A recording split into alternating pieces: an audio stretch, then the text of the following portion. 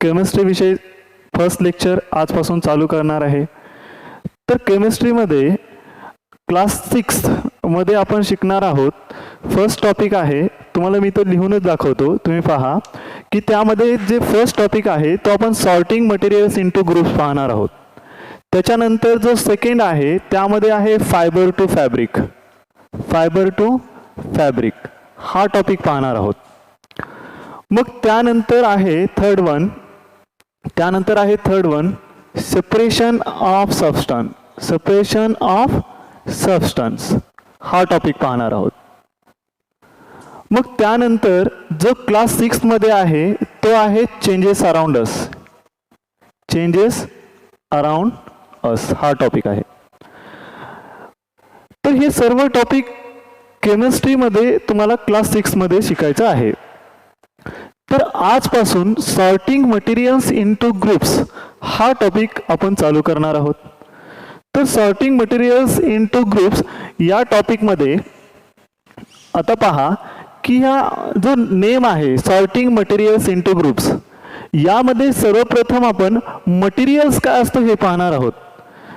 तर विद्यार्थी मित्रांनो, हा जो टॉपिक आहे यामधले आपण छोट्या छोट्या गोष्टीचा अभ्यास करणार आहोत, जेणेकरून तुम्हाला हे सर्व गोष्टी समजले पाहिजेत.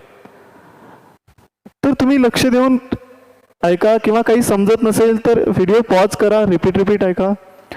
तर पहा, सॉर्टिंग मटेरियल्स इनटू ग्रुप्स यामध्ये मटेरियल मीन्स व्हॉट. तर आपण सर्वप्रथम पाहणार आहोत मटेरियल कशाला म्हणायचं. मटेरियल्स कशाला म्हणायचं, बरोबर. आणि यामध्ये त्यानंतर आपण पाहणार आहोत object. Object object means what. Object काय असतो, बरोबर. मग त्यानंतर आपण पाहू मॅटर. मॅटर त्यानंतर आपण पाहणार आहोत क्लासिफिकेशन ऑफ मॅटर. मी फक्त इंडेक्स सांगतोय, आपण या टॉपिकमध्ये ह्या सर्व गोष्टींचा अभ्यास करणार आहोत. सुरुवातीला मटेरियल, ऑब्जेक्ट, मॅटर, त्यानंतर आपण क्लासिफिकेशन ऑफ मॅटर पाहणार आहोत. तर क्लासिफिकेशन ऑफ मॅटर मध्ये फर्स्ट असतो फिजिकल क्लासिफिकेशन. क्लासिफिकेशन आणि त्याचबरोबर सेकंड आहे केमिकल क्लासिफिकेशन.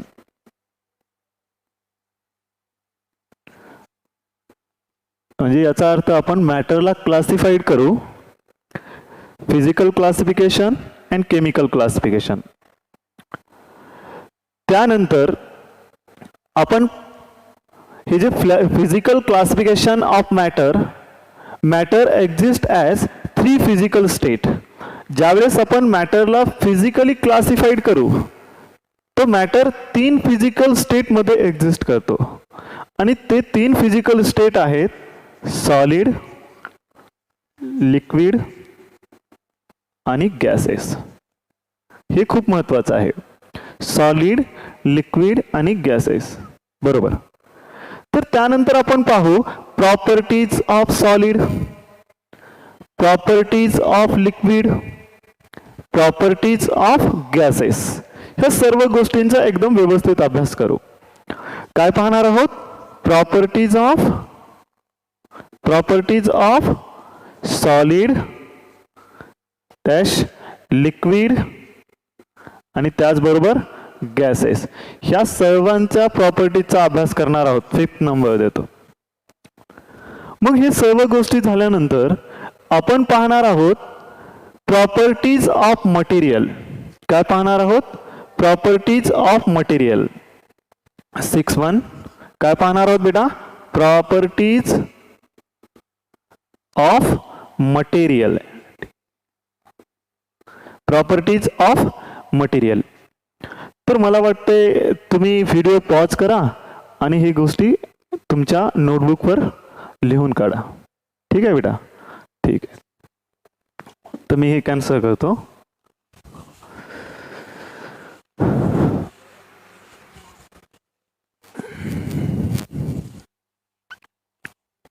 हा, तर 6.1 काय बघितलं होतं बेटा आपण? Properties of material. दिसतंय ना तुम्हाला?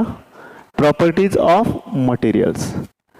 प्रॉपर्टीज ऑफ मटेरियल्स मध्ये सर्वप्रथम आपण पाहणार आहोत अपीअरन्स. अपीअरन्स पाहणार आहोत, मटेरियलचा अपीअरन्स. आता अपीअरन्स मध्ये काय असेल की काही जे मटेरियल आहेत ते शायनी असणार आहेत, जसं की गोल्ड आहे, सिल्वर आहे. आणि काही जे मटेरियल आहेत ते डज नॉट शाईन. बरोबर. अपीअरन्स मध्ये असे कोणते मटेरियल आहेत जे की शायनी आहेत, शायनी सरफेस, किंवा असे मटेरियलचा आपण अभ्यास करणार आहोत. त्यामध्ये एक्झाम्पल्स पण पाहणार आहोत की जे डू नॉट शाईन, ते शायनी नसणार आहेत. बरोबर. मग त्यानंतर आपण जे पाहणार आहोत टेक्स्चर. टेक्स्चर, जो मटेरियल आहे का सॉफ्ट आहे, हे गोष्टी टेक्स्चर मध्ये आपण पाहणार आहोत. त्यानंतर आपण पाहणार आहोत हार्डनेस अँड सॉफ्टनेस. हार्डनेस त्याचबरोबर सॉफ्टनेस. आता हार्डनेस अँड सॉफ्टनेस मध्ये काय असणार आहे बेटा? फॉर एक्झाम्पल माझ्याकडे स्टोन आहे. स्टोन, आता स्टोन कसा असणार आहे? हार्ड का सॉफ्ट? हार्ड आहे, ऑब्विसली हार्ड आहे. बरोबर. आणि स्पंज जर असेल तर तो कसा असणार आहे? किंवा कॉटन आहे, तो कसा आहे? मग सॉफ्ट आहे. यामध्ये डिफरन्स तेवढाच आहे. फॉर एक्झाम्पल स्टोन, कॉटन असेल, हार्ड आणि सॉफ्ट. आणि त्यानंतर आपण जे पाहणार आहोत महत्वाची गोष्ट म्हणजे सोलिबिलिटी. सोलिबिलिटी, बरोबर, हे खूप महत्वाचे आहे.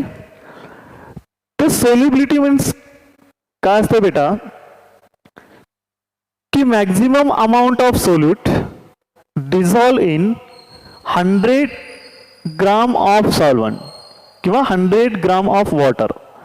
म्हणजे जास्तीत जास्त सोल्यूट जो आहे ते 100 ग्राम वॉटरमध्ये डिझॉल्व होतो.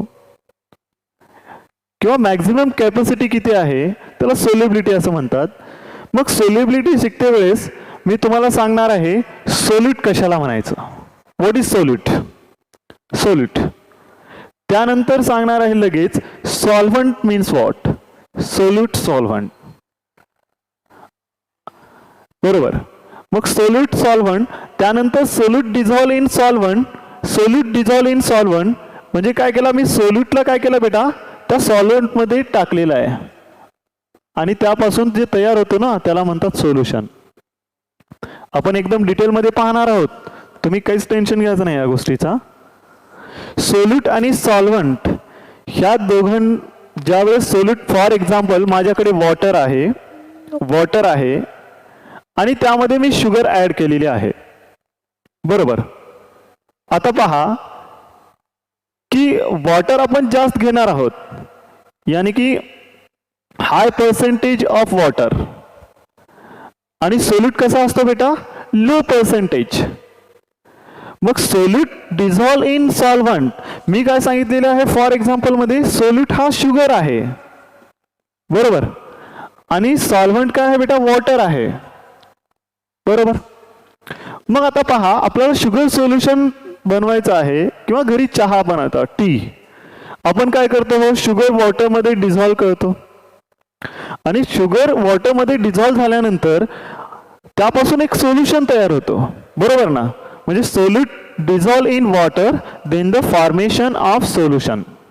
म्हणजे या ठिकाणी कोणता? शुगरचं सोल्युशन तयार झालेलं आहे. बरोबर. हे गोष्टी पाहणार आहोत.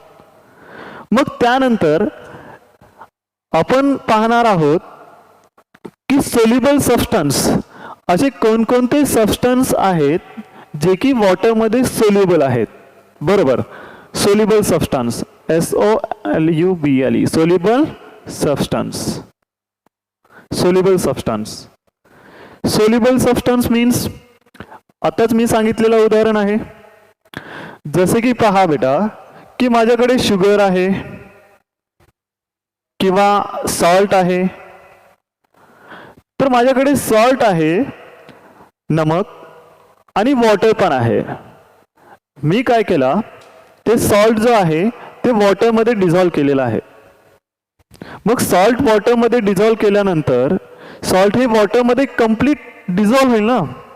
याचा अर्थ एखादा सॉलिड सबस्टन्स लिक्विडमध्ये, लिक्विड मीन्स तो सॉल्वंट आहे, सॉल्वंटमध्ये डिझॉल्व्ह होत असेल तर त्या सबस्टन्सला आपण सोल्युबल सबस्टन्स असं म्हणतो. मग तुम्ही कसं लक्षात ठेवायचं की सोल्युबल आहे का इनसोल्युबल आहे, मिसिबल आहे का इमिसिबल आहे?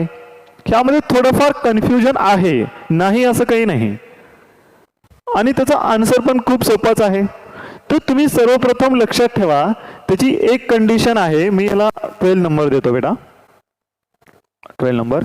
त्याची कंडिशन जी तुम्हाला लक्षात ठेवायची आहे, कंडिशन जी लक्षात ठेवायची आहे दिसेल ना. कंडिशन सोल्युबल सबस्टन्सेससाठी सोल्यूट आणि सॉल्वंट जे सोल्युशन तयार होणार आहे तुमचा, त्यामध्ये सोल्यूट आणि सॉल्वंटची गरज आहे, एवढं तर माहिती आहे. सोल्युशन आपल्याला तयार करायचं आहे, यासाठी सॉल्वंट पण लागतो आणि त्याचबरोबर सोल्यूट पण लागतो. बरोबर बेटा. तर आपण या ठिकाणी सोल्युबल सबस्टन्स असं म्हणतोय की असे कोणते सबस्टन्स आहेत की ज्याला आपण सोल्युबल असं म्हणतो, सोल्युबल सबस्टन्स आहे असं म्हणतो. की यामध्ये कंडिशन सोल्युबल सबस्टन्स जे आहे यामध्ये एखादा सबस्टन्स जसं की वॉटर आणि शुगर मी सांगितलं किंवा सॉल्ट आहे, तो वॉटरमध्ये डिझॉल्व्ह होतो.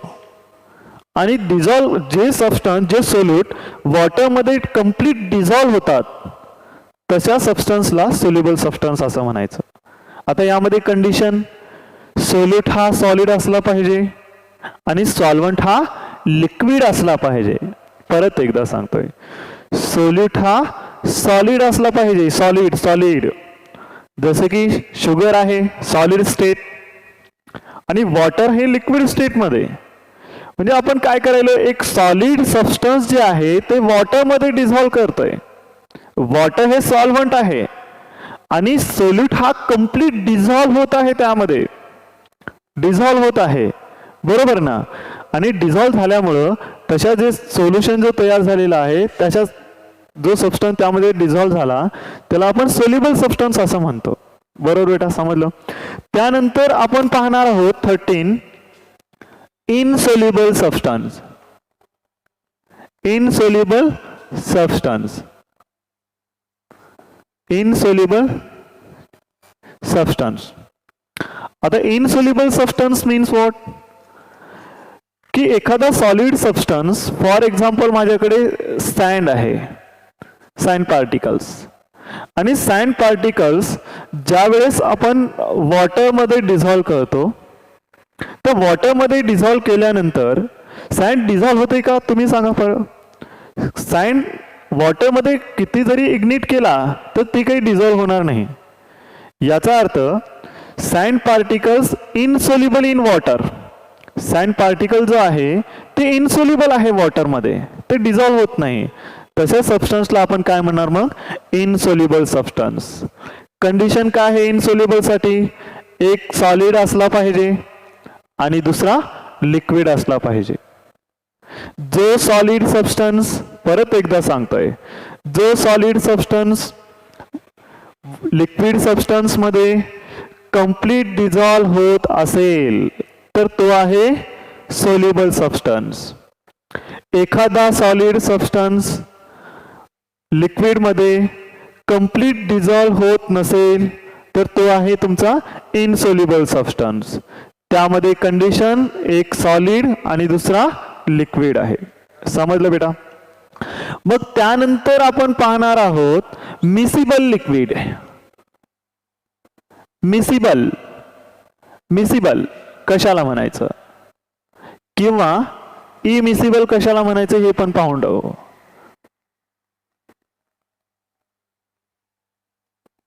इमिसिबल, बरोबर. तर सोल्युबल आणि इनसोल्युबल मध्ये कंडिशन काय होती बेटा तुम्ही सांगा बरं.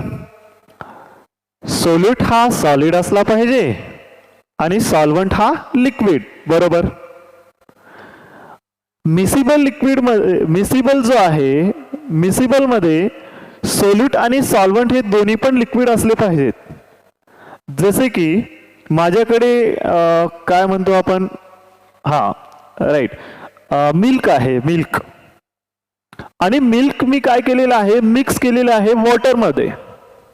माहित आहे ना, मिल्क आपण वॉटरमध्ये मिक्स केला. समजा मिक्स, माझ्याकडे इकडं वॉटर आहे आणि हा मिल्क आहे, मी यामध्ये मिक्स केला, तर तो कम्प्लीट मिक्स होईल ना बेटा, यामध्ये होईल का नाही? हे कम्प्लीट मिक्स होईल, होईल का नाही? हा, ते कम्प्लीट मिक्स झाल्यानंतर आपण तशा सबस्टन्सला काय म्हणतो मग? मिसिबल म्हणू ना, मिसिबल लिक्विड म्हणू. त्याच्यामध्ये कंडिशन काय आहे? दोन्ही पण जे सबस्टन्सेस आहेत, सॉल्व्हंट आणि सोल्यूट, हे दोन्ही पण लिक्विड असले पाहिजेत. बरोबर. त्याचबरोबर इमिसिबल मध्ये काय असणार आहे मग? यामध्ये पण तीच कंडिशन आहे, सोल्यूट आणि सॉल्व्हंट हे दोन्हीही लिक्विड असणार आहेत. पण एक लिक्विड सबस्टन्स दुसऱ्या लिक्विडमध्ये इमिसिबल असणार आहे, याचा अर्थ तो त्यामध्ये मिक्स होणार नाही.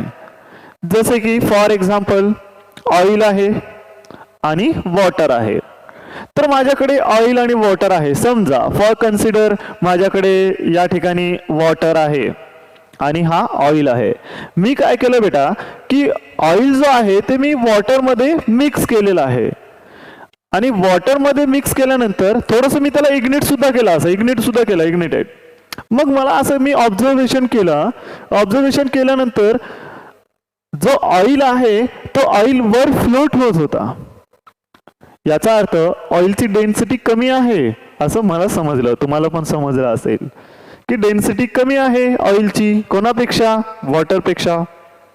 म्हणून तो फ्लोट होत आहे. याचा अर्थ ऑइल हा वॉटरमध्ये मिक्स झालेला आहे का बेटा? नाही. जर असे लिक्विड असेल तर आपण त्याला इमिसिबल म्हणायचं. कळालं बेटा? इमिसिबल. तर आपण व्यवस्थित त्याची डेफिनेशन, खूप सारे एक्झाम्पल्स, ही सर्व गोष्टी एकदम छानपैकी अभ्यास करणार आहोत. तुम्ही क्लास 6 मध्ये आहात आणि तुम्हाला एखादी गोष्ट समजत नसेल तर तुम्ही कमेंट करू शकता बेटा. आणि एखादी गोष्ट थोडं फास्ट होत असेल तर तुम्ही पॉज करा आणि त्याला थोडं रिपीट पण ऐकू शकता, असं पण करू शकता. समजण्यासाठी थोडा वेळ लागेल, पण हळूहळू तुम्हाला हे सगळे गोष्टी समजून जातील. हा खूप महत्वाचा टॉपिक आहे तसा. बरोबर. तर त्याच्यानंतर आपण जे पाहणार आहोत, त्याच्यानंतर ट्रान्सपेरन्सी.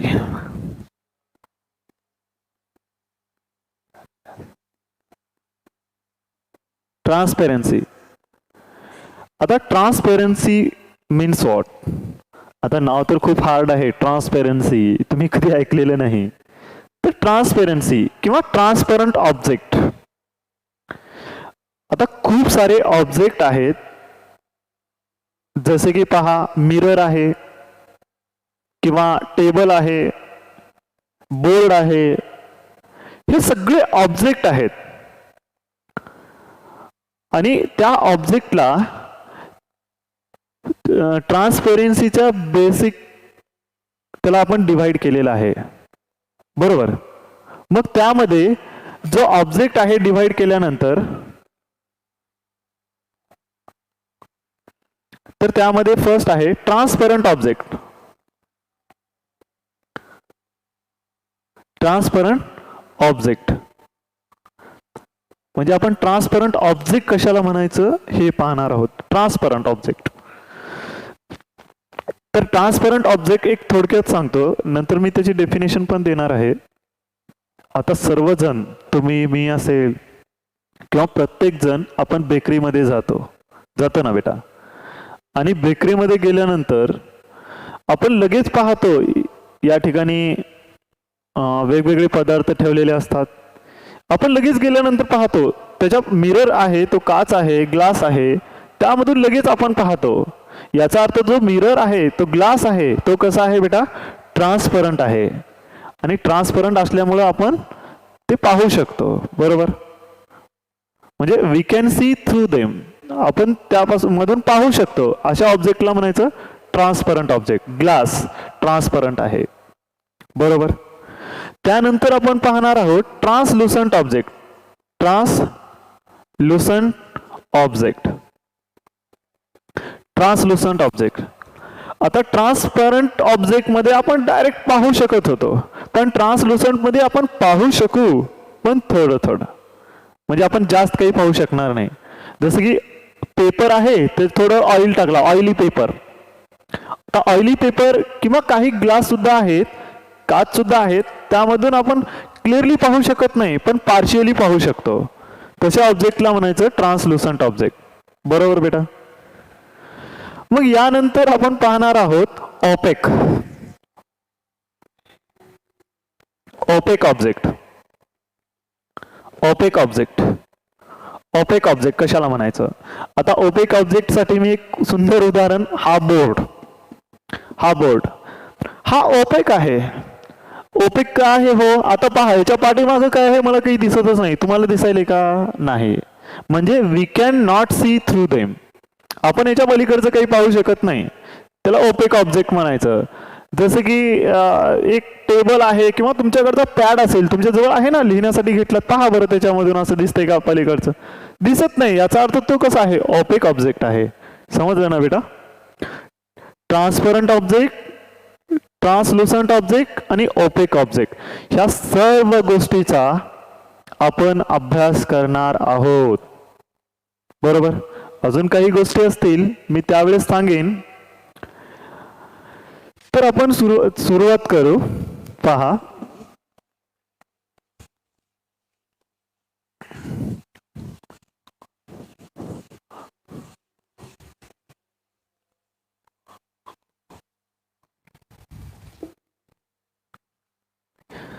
सर्वप्रथम ऑब्जेक्ट. शॉर्ट मध्ये सांगणार आहे बेटा, ऑब्जेक्ट काय असतो. Object, object anything we can see and touch. Object means anything we can see and touch, त्याला ऑब्जेक्ट म्हणायचं. आता आपल्या सराउंडिंग्स मध्ये खूप सारे ऑब्जेक्ट आहेत ना, तर त्यामध्ये चला मी एक दोन सांगतो, लगेच तुम्ही पण सांगा. त्यामध्ये पहा, टेबल आहे, चेअर आहे, फॅन आहे, बरोबर, किंवा माझा शर्ट सुद्धा हा ऑब्जेक्ट आहे. असे खूप सारे ऑब्जेक्ट आहेत आणि आपण त्याला पाहू पण शकतो आणि टच पण करू शकतो. असे जे ऑब्जेक्ट, असे जे गोष्टी आहेत त्याला आपण ऑब्जेक्ट म्हणा. बरोबरच आहे ना? Object means anything we can see and touch. Anything we can see and touch, that is called object.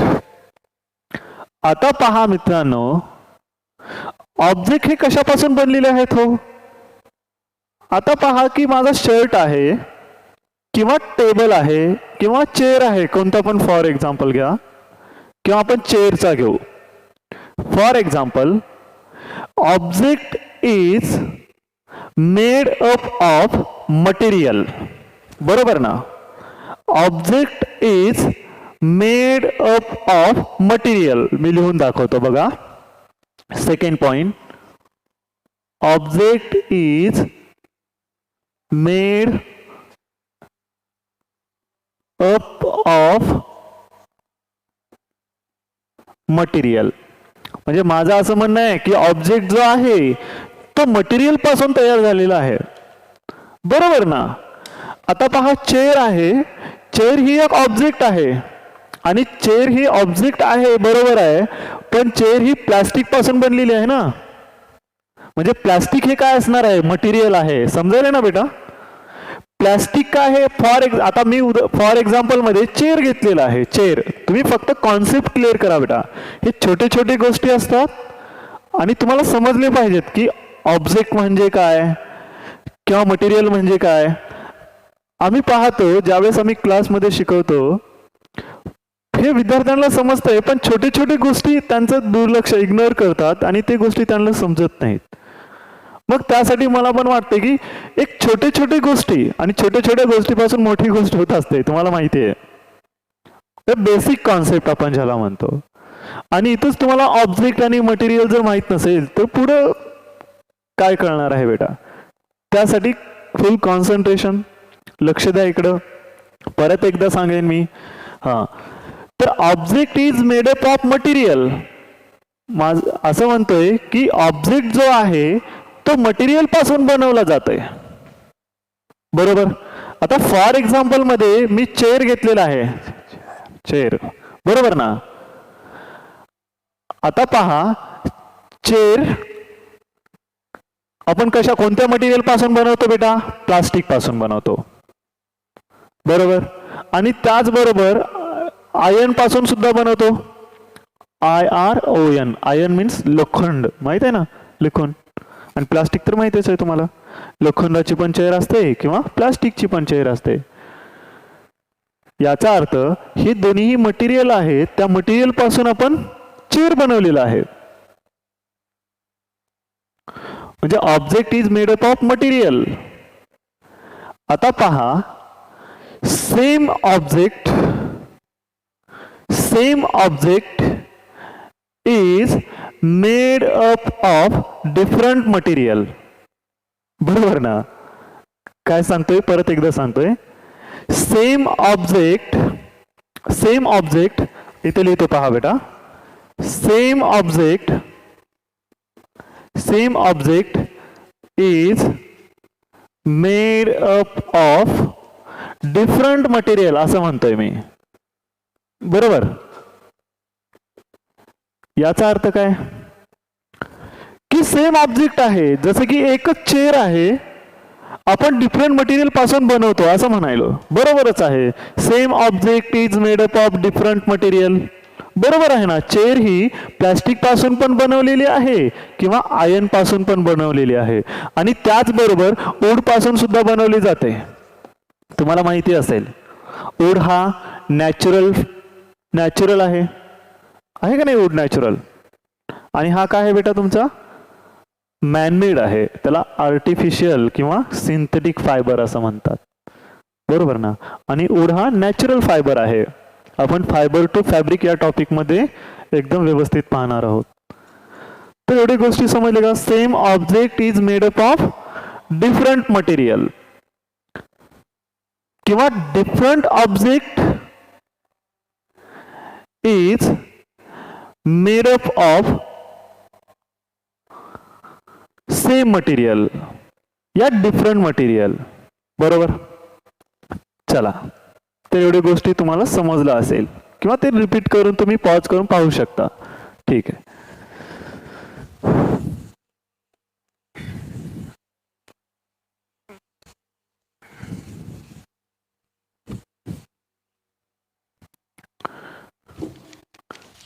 Next आहे मटेरियल. आपण मटेरियल कशाला म्हणायचं ते पाहणार आहोत.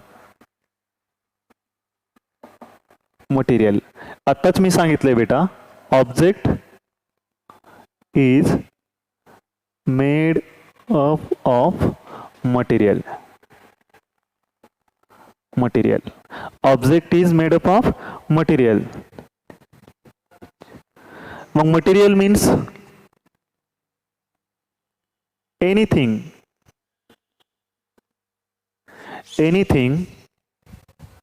by which any object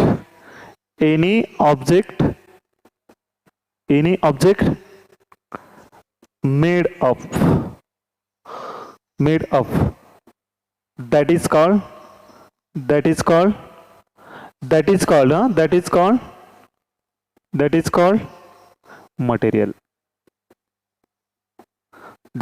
material. खूप simple definition.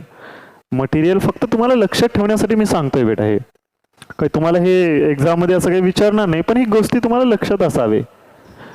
Material means anything by which any object made up, that is called material. परत एकदा सांगतोय, anything by which any object made up, that is called material. याचा अर्थ असा आहे की एखादा ऑब्जेक्ट बनवण्यासाठी जे गोष्टी लागतात त्याला मटेरियल म्हणतात. म्हणजे मटेरियल पासून ऑब्जेक्ट बनवला जातो. बरोबर ना. Anything by which any object made up, एखादा ऑब्जेक्ट बनवत आहोत त्यासाठी जे लागणारे ऑब्जेक्ट मटेरियल आहे किंवा जे लागणारी गोष्टी आहेत त्याला आपण काय म्हणतो बेटा? मटेरियल म्हणतो. तर पहा, मटेरियल हे 2 टाईप्सचे असतात. बरोबर. मटेरियल त्यामध्ये जर विचार केला टाइप्स ऑफ मटेरियलचा,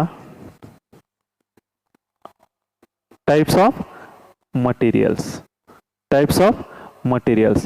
तर टाइप्स ऑफ मटेरियल्स मध्ये there are 2 types of material. कितने टाइप्स? किती टाइप्सचे बेटा? 2 types of material. 2 types of material. त्यामध्ये फर्स्ट आहे नॅचरल.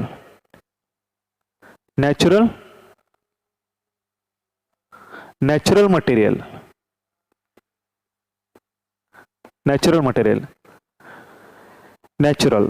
जे नॅचरल सोर्स आहेत, यानी की the material which are obtained from nature, that is natural.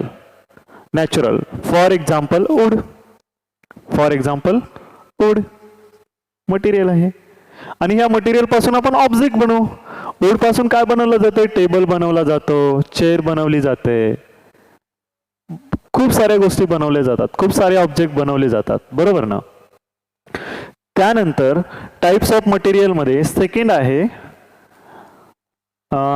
आहे मॅनमेड मटेरियल. मॅनमेड मटेरियलला ऑर मध्ये आर्टिफिशियल पण म्हणतात किंवा सिंथेटिक सुद्धा म्हणतात. काय म्हणतात बेटा? सिंथेटिक थोडं लक्षात ठेवा.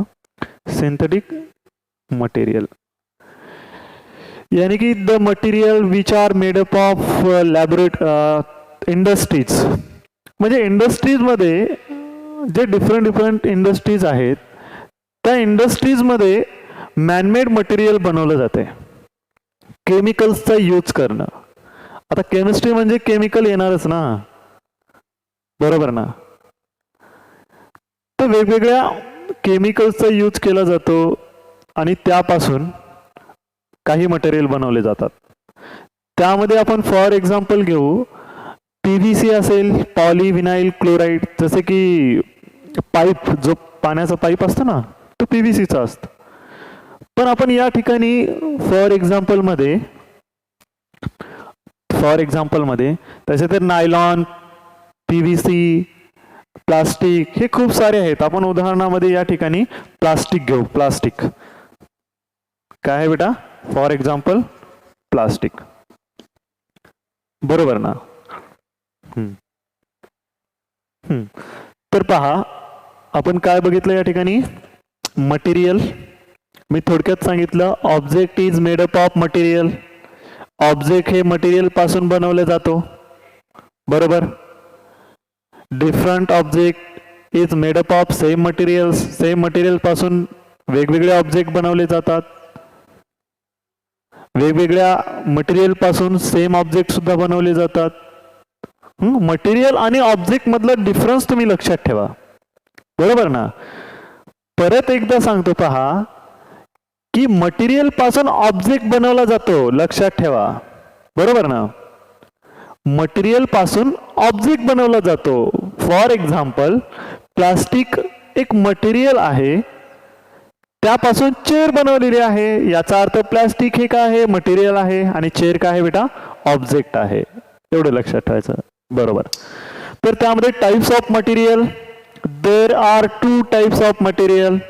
Natural material, for example wood. Manmade material is also known as artificial material या synthetic material. For example plastic. Okay, plastic. तर एवढे गोष्टी तुम्हाला समजला असेल. चला, नोट डाऊन करताय ना बेटा? करा. चला, थांबतोय. पॉज करून करा. Okay.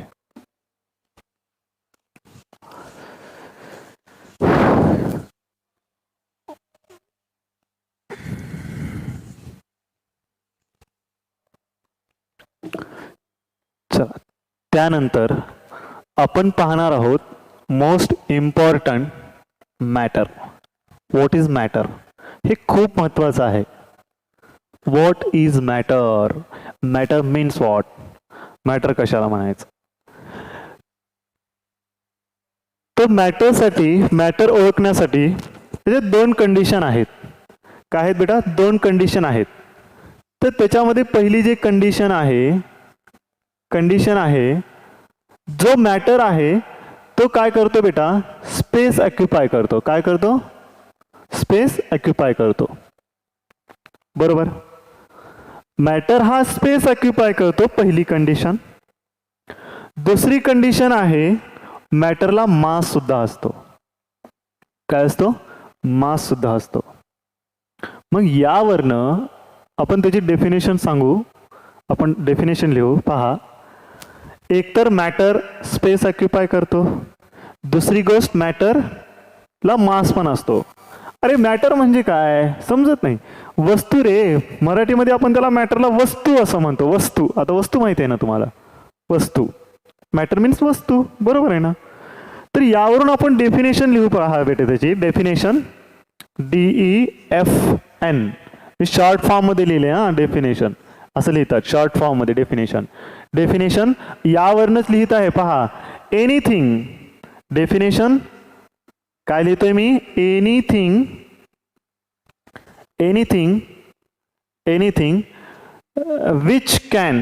Anything which can occupy or which can occupies anything which can occupies space and has mass are called काय रे? मॅटर. बरोबर आहे, matter. Anything which can occupy space and has mass are called matter. Matter means anything, काहीही असू द्या, जे space occupies करते किंवा त्याला मास असतो, त्याला मॅटर म्हणायचं. फॉर एक्झाम्पल, माझ्याकडे आहे डस्टर. दिसायले ना? ओके. तर हे डस्टर मी म्हणतोय की हा मॅटर आहे. मग तुम्हाला प्रश्न पडला असेल की सर डस्टर हा मॅटर आहे असं रिझन सांगा. तर मी सांगणार आहे. पहा, ते डस्टर आहे. मी हा, पहा बेटा, डस्टर दिसायले ना? तुम्ही माझ्या हातावर ठेवलेला आहे. ठेवला दिसायलाय. आता पहा की डस्टरला ठेवल्यानंतर माझ्या हातावरची जी काही स्पेस आहे तो स्पेस ऑक्युपाय केलेला आहे. दिसायले ना? म्हणजे हा डस्टर माझ्या हातावरची जी स्पेस आहे तो ऑक्युपाय करत आहे.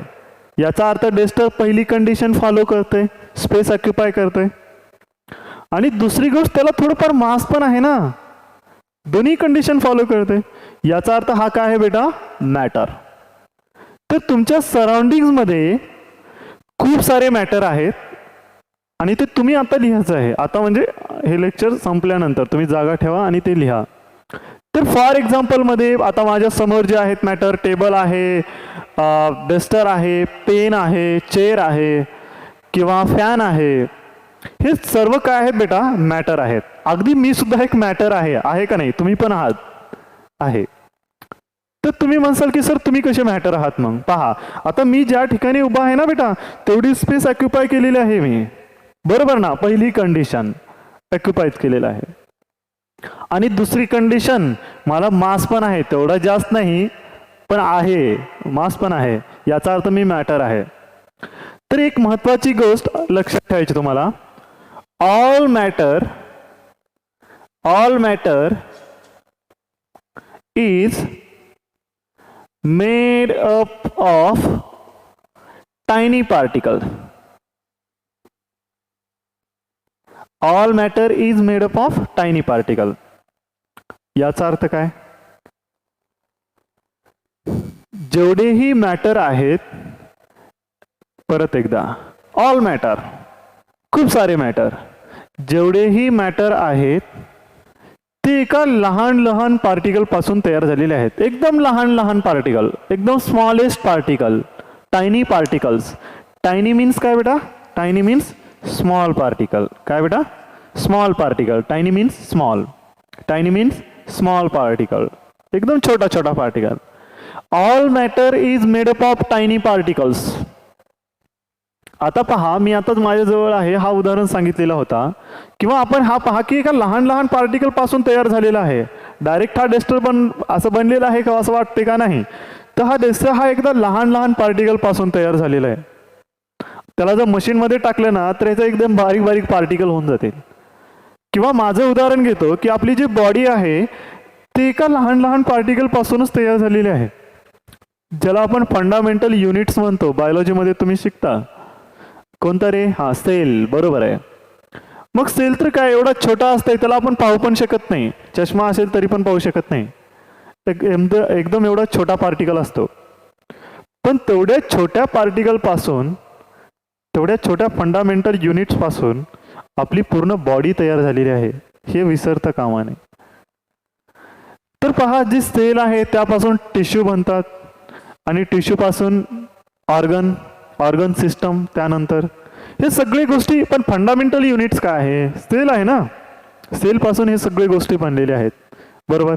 याचा earth all matter is made up of tiny particles.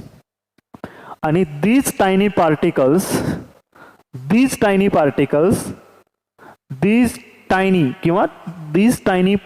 जे लहान पार्टिकल आहे, these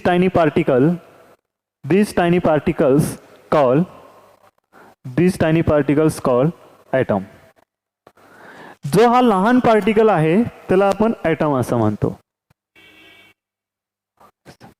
okay. these tiny particles call atom. म्हणजे all matter is made up of tiny particles. जेवढेही मॅटर आहेत ते एका लहान लहान पार्टिकल पासून तयार झालेले आहेत. आणि तो जो लहान पार्टिकल आहे त्या लहान पार्टिकलला आपण ॲटम्स असं म्हणतो. बरोबर. तर बेटा, आपण या ठिकाणी मॅटर आणि त्याची डेफिनेशन बघितलेली आहे. तर त्यामध्ये खूप सारे असे एक्झाम्पल्स पण आहेत. आपण पाहू 1, 2, 3 एक्झाम्पल. मी इथे लिहितो. पहा बेटा, हे लिहून घेतलात ना तुम्ही? लिहा चला. हां, हे खूप महत्त्वाचं आहे. ज्यावेळेस तुम्ही नेटिजन्समध्ये येसाल ना, ते आपण एकदा रिवाईज करू परत. पण तुम्ही हे घेतलं पाहिजे बेटा, खूप महत्त्वाचं आहे. फॉर एक्झाम्पलमध्ये चेअर आहे, टेबल आहे, बरोबर ना, पेन आहे, तुमच्या हातात आता नोटबुक आहे, ते पण मॅटर आहे का नाही? ETC. आता तुम्ही काय करायचे? 10 किंवा 20 मॅटरचे एक्झाम्पल्स लिहायचे आहेत. बरोबर ना. आता तुम्ही म्हणसाल की सर हे सगळे मॅटर्स आहेत असं तुम्ही सांगताय, मग मॅटर कोणतं नाही असं एकतरी उदाहरण सांगा. तर आपण असं सांगू शकतो बेटा, आपण जे स्माइल करतो. आता तुम्ही हसत आहात, बघा मला दिसायले तुम्ही हसत आहात. स्माइल करायला ते मॅटर आहे का? हो, नाही आहे. ती फिलिंग आहे, तो मॅटर नाही आहे. बरोबर ना. आता हसायलाच जो जरा, ते एक फिलिंग आहे, तो मॅटर नाही आहे. बरोबर. तर यानंतर आपण जे पाहणार आहोत, आपण क्लासिफिकेशन ऑफ मॅटर लिहून दिले ना, त्यामध्ये इंडेक्समध्ये आपण नेक्स्ट पाहणार आहोत क्लासिफिकेशन ऑफ मॅटर. काय पाहणार आहोत बेटा? Classification of matter. काय पाहणार आहोत? Classification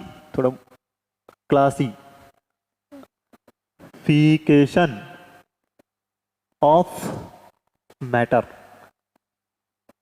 Classification of matter. Classification of matter.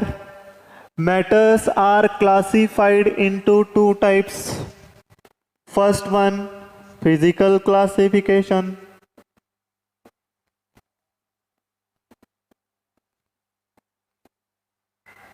Second one, chemical classification.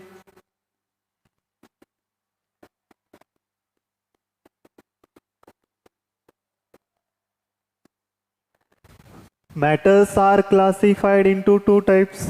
First one, physical classification. Second one, chemical classification. तर फिजिकल क्लासिफिकेशन मध्ये आता पहा बेटा, जेवढेही मॅटर आहेत, all matter exist as only 3 physical state. याचा अर्थ काय? खूप सारे मॅटर आहेत, ते फक्त आणि फक्त 3 फिजिकल स्टेट मध्ये एक्झिस्ट करतात. करतात ना? पहा, विचार करा थोडंफार. मग ते 3 फिजिकल स्टेट कोणते आहेत हो? थोडं विचार करा. हा, बरोबर. कोणते आहेत? सॉलिड, लिक्विड आणि गॅस. याचा अर्थ matter are exist as 3 physical state. याचा अर्थ मॅटरला आपण 3 फिजिकल स्टेटमध्ये एक्झिस्ट करतो. आणि 3 फिजिकल स्टेट जे आहेत कोणाचे? मॅटरचे. काय आहेत physical state? Physical state 3 physical जे स्टेट आहेत त्यामध्ये पहिली आहे सॉलिड, सेकंड आहे लिक्विड आणि थर्ड आहे कोणती रे? गॅसेस. करेक्ट. येते हे तुम्हाला? सोपं आहे, काही नाही. सॉलिड, लिक्विड आणि gas. Solid, liquid, gas. Gas, liquid, solid. Solid, liquid, gas. Gas, liquid, solid. काय आहेत? फिजिकल स्टेट आहेत. कोणाचे? मॅटरचे. मॅटर हे 3 स्टेटमध्ये एक्झिस्ट करतो, सॉलिडमध्ये किंवा लिक्विडमध्ये किंवा गॅसेसमध्ये. बरोबर ना? फॉर एक्झाम्पल मध्ये सॉलिड एखादं उदाहरण बघू. चला, सॉलिड मध्ये कोणतं आहे रे? वूड आहे. किंवा आपण चेअर घेऊ किंवा वूड घेऊ. चला, स्टोन घेऊ. स्टोन. त्याच्यामध्ये लिक्विडमध्ये कोणतं आहे? फॉर एक्झाम्पल मध्ये वॉटर, पाणी. गॅसेसमध्ये ऑक्सिजन गॅस आहे, N2 गॅस आहे, एक्सेट्रा. खूप सारे गॅसेस आहेत, पण आपण नायट्रोजन आणि ऑक्सिजन गॅसचं एक्झाम्पल घेतलेलं आहे. त्यानंतर matters are chemically classified into, matter आहे हा बेटा, केमिकली क्लासिफाईड इंटू 2 टाइप्स. परत मॅटर जो आहे त्याला केमिकली क्लासिफाईड केलेला आहे आपण. त्यामध्ये आहे प्युअर सबस्टन्स. काय आहे बेटा? Pure substance. आणि दुसरा आहे डायरेक्ट इम्प्युअर. मी लिहित नाही, डायरेक्ट मिक्सचर असं लिहितो. मिक्सचर. मिक्सचर. मिक्सचर हा इम्प्युअर असतो. इम्प्युअर सबस्टन्स असं लिहू. प्युअर सबस्टन्स तुम्हाला लक्षात राहील. प्युअर सबस्टन्स आणि सेकंड इकडं इम्प्युअर. Impure substance. कळालं ना बेटा? दिसायला ना? Pure substance, impure substance. आता प्युअर सबस्टन्स मध्ये एलिमेंट्स. एलिमेंट्स व्यवस्थित लिहितो. एलिमेंट्स आणि compound. Elements and compound is a pure substance. Elements and compound is a pure substance. Elements आणि कंपाऊंड हे प्युअर सबस्टन्स असतात. आणि इम्प्युअर सबस्टन्स मध्ये मिक्सचर येतो. काय येतो बेटा? मिक्सचर. MIXTURE. त्याच्यामध्ये एक आहे होमोजिनियस. होमोजिनियस. बरोबर, दिसत नसेल तर मी सांगायलो. होमोजिनियस. होमोजिनियस. आणि सेकंड मी इकडे लिहितो, पहा बेटा. इथं लिहालो सेकंड. इथं लिहालो हेट्रोजिनियस. हेट्रोजिनियस. बरोबर ना? Heterogeneous. Homo means same. Homo means same आणि hetero means different. Different. Homogeneous mixture and heterogeneous mixture. आता आपण डेफिनेशन सांगते वेळेस मी त्याची सांगणार आहे. Homo means same. Same kinds of substance पासून तयार झालेला homogeneous. Different kinds of atoms may be use to formation of heterogeneous mixture. बरोबर बेटा? चला, परत एकदा मी क्लासिफिकेशन सांगेन. यामध्ये classification of matter. Classification of matter. Matter means anything which can occupy space and has mass are called matter. Classification of matter. Matter are classified into 2 types. First one, physical classification. Second one, chemical classification. Physical classification, chemical classification. Matter are physically exist as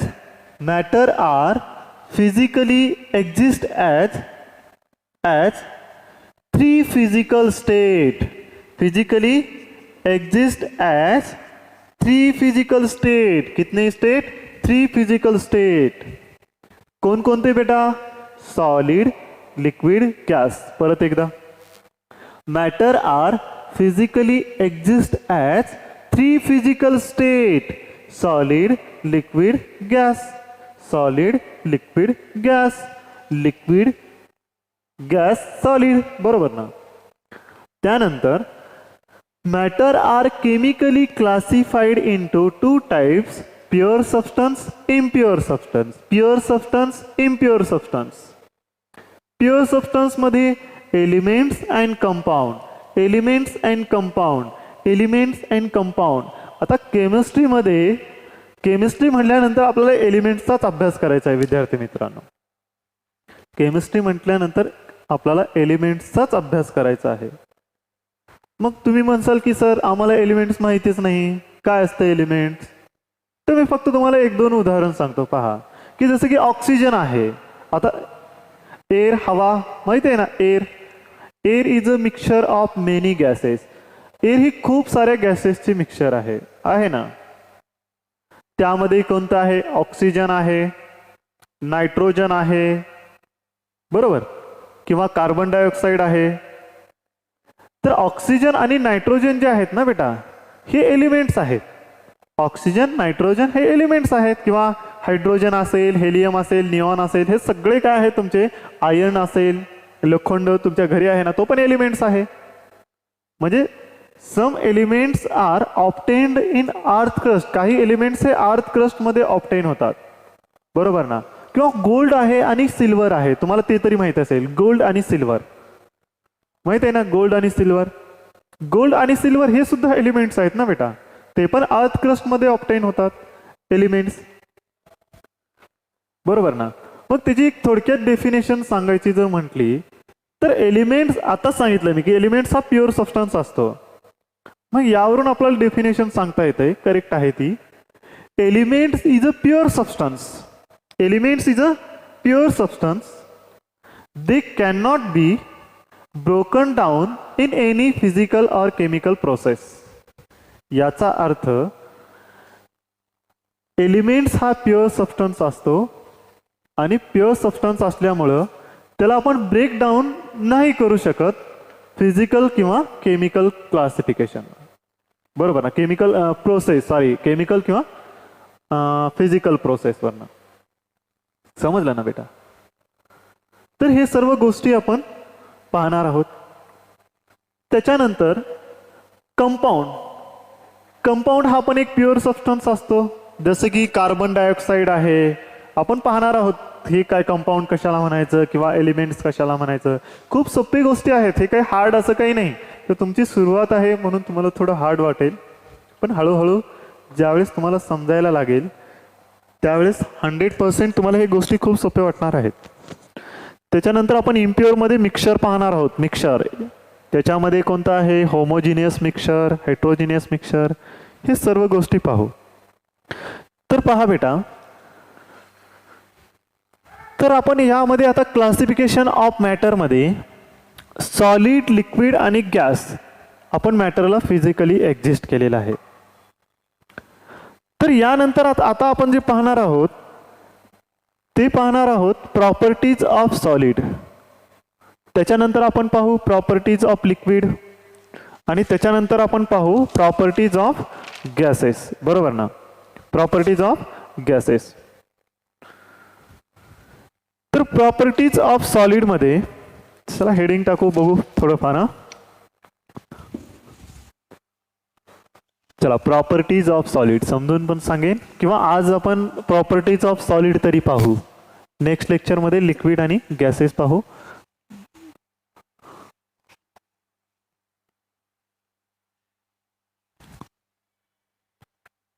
चला heading टाका, properties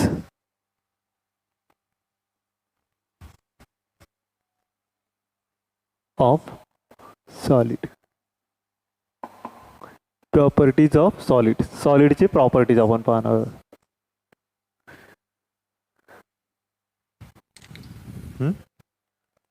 तर त्याच्यामध्ये first properties आहे all solid matters have mass. All solid matters have mass.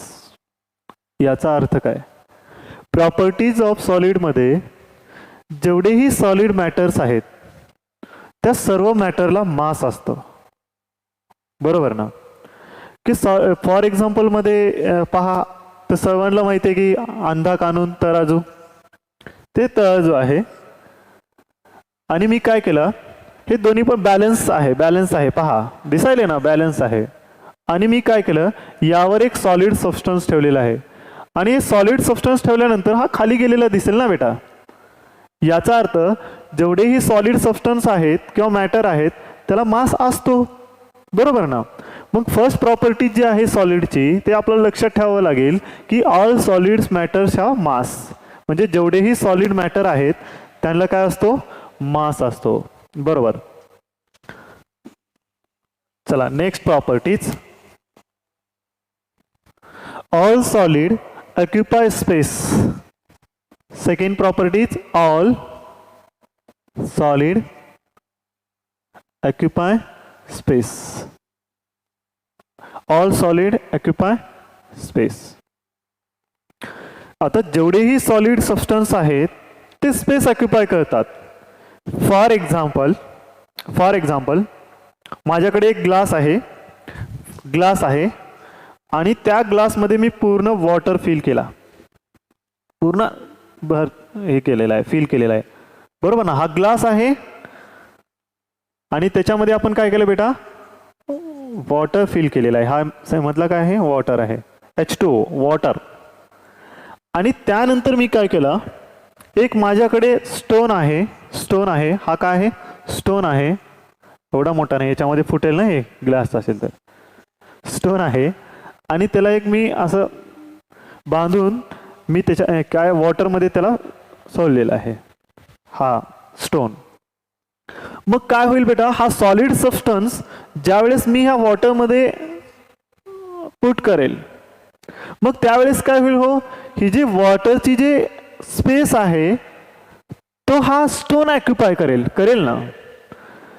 हा stone हा ग्लासमध्ये water आपण पूर्णपणे fill केलेला आहे. वॉटर हा पूर्णपणे फिल आहे कशामध्ये, ग्लासमध्ये.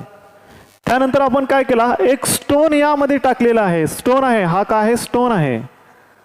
आणि तो स्टोन यामध्ये टाकल्यामुळं काय होईल, तुमचा जो वॉटर आहे ह्या वॉटरचा जो स्पेस आहे तो हा स्टोन ऑक्युपाय करेल ना. हा स्टोन जो आहे त्या वॉटरचा स्पेस ऑक्युपाय करेल आणि जो वॉटर आहे तो काय होईल बेटा, तुमचा बाहेर येईल.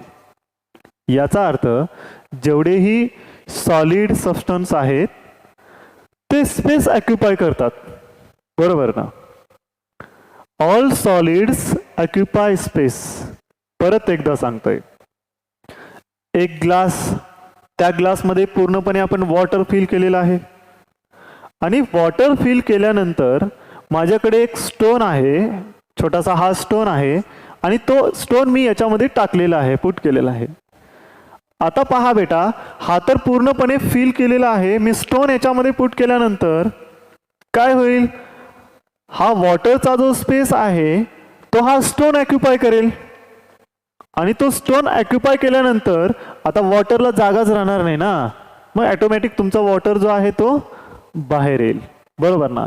याचा अर्थ यावरून आपल्याला असं समजतंय की जेवढेही सॉलिड सबस्टन्स आहेत, सॉलिड मॅटर आहेत, ते काय करतात बेटा, स्पेस ऑक्युपाय करतात, बरोबर. तर याच्यानंतर जे काही प्रॉपर्टीज आहेत सॉलिड, लिक्विड आणि गॅसचे ते आपण नेक्स्ट लेक्चरमध्ये पाहणार आहोत. तर मला वाटते तुम्ही हे जे आज जे शिकवलेलं आहे ते तुम्ही सर्वांनी राईट डाऊन करा आणि त्याचा अभ्यास करा. आणि जर तुम्हाला यामधला काही समजत नसेल तर तुम्ही खाली कमेंट करू शकता किंवा डायरेक्ट मॅडमला फोन पण करू शकता, माझा नंबर घेऊ शकता, अशाही गोष्टी करू शकता. पण तुम्ही अभ्यास करा आणि ही प्रत्येक गोष्ट तुम्ही नोट्स बनवा. ज्यावेळेस आपलं चालू होईल ना त्यावेळेस मी पाहणार आहे, आपण पाहू. खूप महत्त्वाची गोष्टी आहेत, एकदम छोट्या छोट्या गोष्टीपासून आपण शिकवत आहोत. प्रत्येक गोष्ट क्लिअर होईल तुमची. जर माझं काही फास्ट असं होत असेल, स्पीड फास्ट होत असेल तर तुम्ही कमेंट करून नक्कीच कळवा. ओके.